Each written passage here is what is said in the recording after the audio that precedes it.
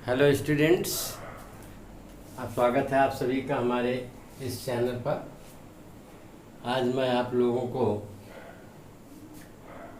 The poem the voice of the rain का central idea लिखना बताऊंगा। इसके पहले हम लोग the photograph, the laburnum top और third poem the voice of the rain की सेंट्रल आइडिया पढ़ेंगे। आप इस सेंट्रल आइडिया को नोट भी कर लीजिएगा, तैयार कर लीजिए और आपके पेपर में 3 में से एक सेंट्रल आइडिया कोई आ सकता है। तो आप शुरू से अंत तक इस वीडियो को देखिए और समझिए कि सेंट्रल आइडिया किस तरह लिखा जाता है। इसके पहले की वीडियो में मैंने आपको सेंट्रल आइडिया लिखना बताया था। तो आते हैं अब इस पोएम पर, the voice of the rain. ये पोएम वाल्ट व्हिटमैन के द्वारा लिखी गई है। ये वाल्ट व्हिटमैन अमेरिका के एक बहुत ही प्रसिद्ध कवि थे। इनको राष्ट्र कवि की भी उपाधि प्राप्त है। इनको पोएट लॉरिएट कहा जाता था। पोएट लॉरिएट का मतलब राष्ट्र कवि कहा जाता था। और राष्ट्र कवि उसे कहते हैं जो राष्ट्रीय महत्व के चीज़ों पर अपनी लेखनी चलाता है।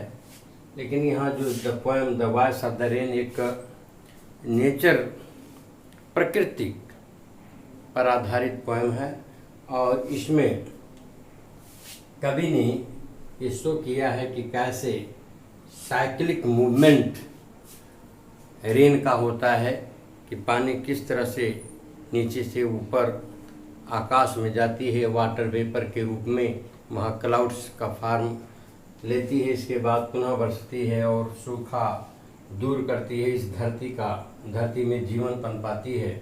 उसी तरह कवि का जीवन होता है कि कवि के हृदय से रचनाएं निकलती हैं, पोएम या पोएट्री निकलती है और ये लोगों के कानों तक पहुंचती है। यह उन लोगों को खुशी प्रदान करती है, सांत्वना प्रदान करती है जो दुखी हृदय के होते हैं।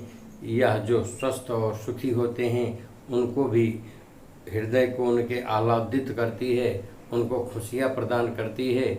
और जब ये खुशियाँ चारों तरफ फैल जाती हैं, फिर पुनः ये खुशियाँ कवि के हृदय तक वापस लौट आती हैं। तो पोएम की और रेन की इसमें तुलना करते हुए कवि ने समानता बताई है। आइए इस पोएम की सेंट्रल आइडिया हम लोग पढ़ते हैं। तो आप जब सेंट्रल आइडिया लिखना शुरू करें तो लिखें the poem the voice of the rain is a very fine composition of a well known American poet Walt Whitman. Okay, कोई भी पोएम आप जब लिखें तो इतना जरूर लिखें। ओके, तो यहाँ पर आप पोएम का नाम लिखें। यहाँ पोएम का नाम लिखते समय सावधानी जरूर बरतें कि स्टार्टिंग के जो वर्ड है उसका लेटर कैपिटल हो और जो मेन शब्द होते हैं टाइटल के उसमें उसे कैपिटल लिखा जाता है। अब आते हैं सेंट्रल आइडिया पर। The central idea of the poem is that both the rain and poetry hold a significant position on earth. यानी जो केंद्रीय विचार है इस पोएम का, इसमें यह है कि दोनों यानी वर्षा और पोएट्री, ये दोनों इस पृथ्वी पर अपना महत्वपूर्ण पोजीशन प्राप्त करती हैं। इनका महत्वपूर्ण पोजीशन है। The rain originates from the bottom of the sea, यानी बरसात समुद्र की तल से, एंड लैंड और जमीन से उत्पन्न होती है। It rises up as water vapour, और ये ऊपर उठती है आकाश की तरफ वाटर वेपर के रूप में, यानी जल वाष्प के रूप में ऊपर उठती है। Forms clouds in the sky, और आकाश में बादल का रूप धारण करती है। फिर क्या होता है, it falls back to the earth, पुनः ये वापस पृथ्वी पर आती है। ऑन द लैंड्स का मतलब यहाँ देश, जब लैंड का प्लूरल नहीं होता है, लेकिन जब लैंड को हम प्लूरल बनाते हैं तो इसका मतलब देश हो जाता है।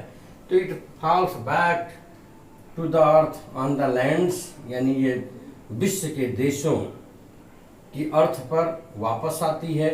That are filled with drought, जो सूखे से भरे हुए होते हैं, वो आती है तो उनको फिर हरा भरा करती है। It helps the life to exist and flourish. यह जीवन को बनाए रखने और उनको फलने फूलने में मदद करती है। It allows seeds to grow, और वह बीज जो मिट्टी में दबे हुए होते हैं उनको उगने में भी यह मदद करती है। तो आप इस पैराग्राफ में देखें कि किस तरह से साइक्लिक मूवमेंट के द्वारा रेन नीचे से ऊपर जाती है, फिर वहाँ पर बादल के रूप में बनती है, उसके बाद पुनः धरती का प्यास बुझाने के लिए, धरती पर जीवन और हरियाली लाने के लिए पुनः आती है नीचे। सिमिलरली माने ठीक उसी तरह, सिमिलरली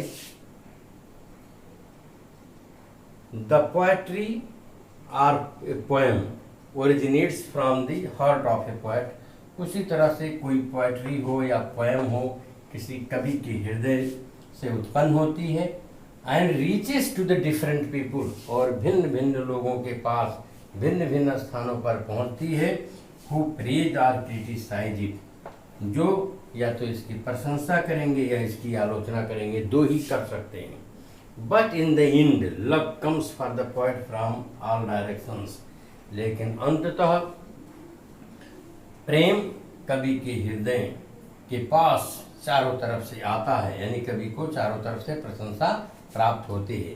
यानी तो जिस प्रकार से बरसात नीचे से उत्पन्न होकर के ऊपर जाती है, घूमती है, भ्रमण करती है और फिर नीचे इस धरती पर हरियाली और जीवन देने के लिए, प्रसन्नता लाने के लिए वापस आती है, ठीक उसी तरह से पोएम कवि के हृदय से उत्पन्न होती है, लोगों तक फैलती है, लोग उसकी प्रशंसा करते हैं और फिर वापस एक खुशी के रूप में प्रसन्नता प्रदान करने के लिए कवि के पास वापस लौट आती है। ओके, तो इस प्रकार से आप सेंट्रल आइडिया लिखेंगे।